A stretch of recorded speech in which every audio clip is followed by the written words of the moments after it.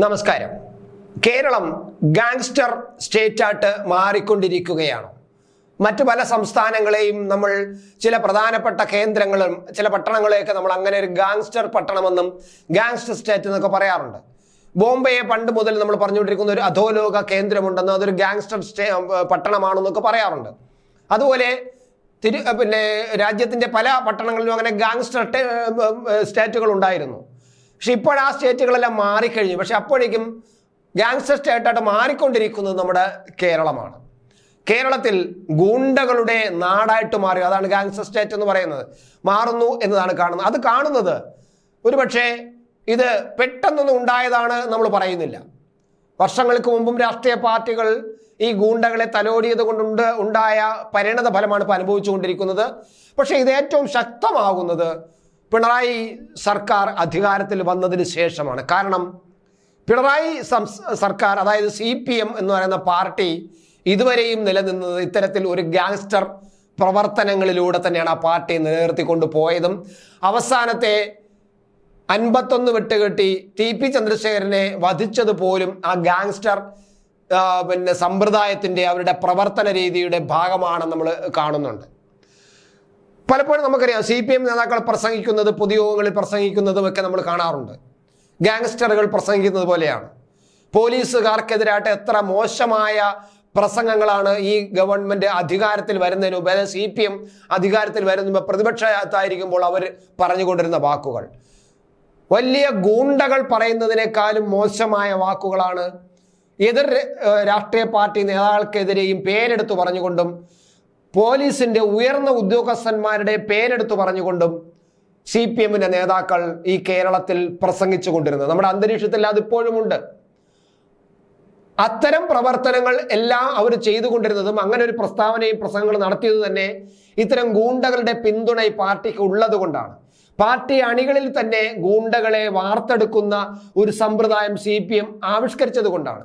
ഈ TP ചന്ദ്രശേഖരന്റെ വധം, ഞാൻ നേരത്തെ പറഞ്ഞതുപോലെ TP ചന്ദ്രശേഖരന്റെ വധത്തിന് വേണ്ടിയിട്ട് ഇവർ നിയമിച്ചത് തന്നെ ഇത്തരം ഗാങ്സ്റ്റർ ടീമുകളെയാണ്. നമുക്കറിയാവുന്നതാണ്, ഗുണ്ടകളെ തന്നെയാണ്. അതല്ലാതെ TP ചന്ദ്രശേഖരനോട് എന്തെങ്കിലും വിരോധമുള്ളവരാരുമില്ല അയാളെ വെട്ടിക്കൊല്ലാൻ ഉണ്ടായിരുന്നത്.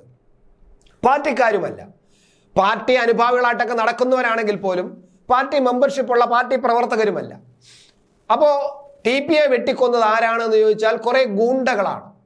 അത് ഈ TPയെ വധിച്ചതിന് ശേഷം, അതിനുള്ള ആസൂത്രണങ്ങളെല്ലാം ചെയ്തതിന് ശേഷം, ആ ഓപ്പറേഷൻ സക്സസ് ആയതിനു ശേഷം, ആ ഓപ്പറേഷൻ ആവിഷ്കരിച്ച കാരണഭൂതൻ പത്രസമ്മേളനം നടത്തിയപ്പോൾ പറഞ്ഞത് അത് ഏതോ ഗൂണ്ടകൾ ചെയ്തതാണ് എന്നാണ്. യഥാർത്ഥത്തിൽ ശരി തന്നെയാണ്, ഗൂണ്ടകളെയാണ് ഏൽപ്പിച്ചത്. അപ്പോൾ ആ ഗൂണ്ടകൾ രാഷ്ട്രീയത്തിൽ ഉപയോഗിക്കപ്പെട്ടതിന്റെ ഭാഗമായിട്ടാണ് ഇപ്പോൾ അധികാരത്തിലിരിക്കുമ്പോൾ ഗൂണ്ടകൾ ഇങ്ങനെ കളിയാടുന്നത്.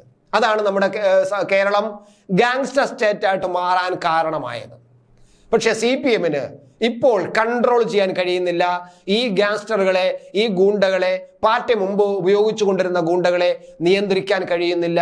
അതുകൊണ്ട് തന്നെ തലസ്ഥാന നഗരിയിൽ പോലും ചില ഗൂണ്ടകൾ കളിയാടുകയാണ്. മാത്രമല്ല, ഇപ്പോഴും പോലീസ് ഒരു ഏകപക്ഷീയമായ ഒരു നിലപാടാണ് എടുക്കുന്നത്.